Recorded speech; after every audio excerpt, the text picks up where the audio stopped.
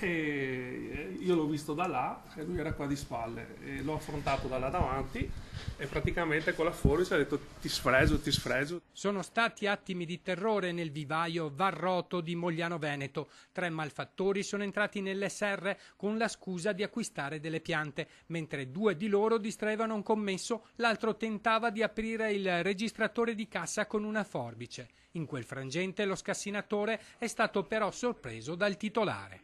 Lui si è rivolto verso di me praticamente con una forbice, minacciandomi. Mi ha affrontato con la forbice che io ho reagito in poche parole, e ho tirato un calcio con il ginocchio e la mano e sono riuscito a disarmarlo in definitiva.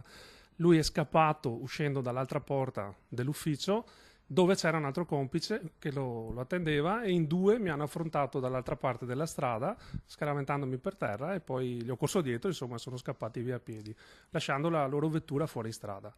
Le immediate ricerche dei militari dell'Arma appena giunti sul posto hanno consentito di rinvenire nelle vicinanze del vivaio l'autovettura che i malviventi avevano abbandonato nella fretta di fuggire a piedi. Da lì gli investigatori sono riusciti a risalire all'identità degli autori che adesso sono stati segnalati alla Procura della Repubblica. Si tratta di 3 nomadi sinti di 35 e 36 anni che insieme ad un 21enne, tutti residenti in provincia di Venezia e con numerosi precedenti di polizia, sono stati denunciati a piede libero per tentata rapina. Bisognerebbe che ci fossero delle pene un po' più severe che venissero applicate.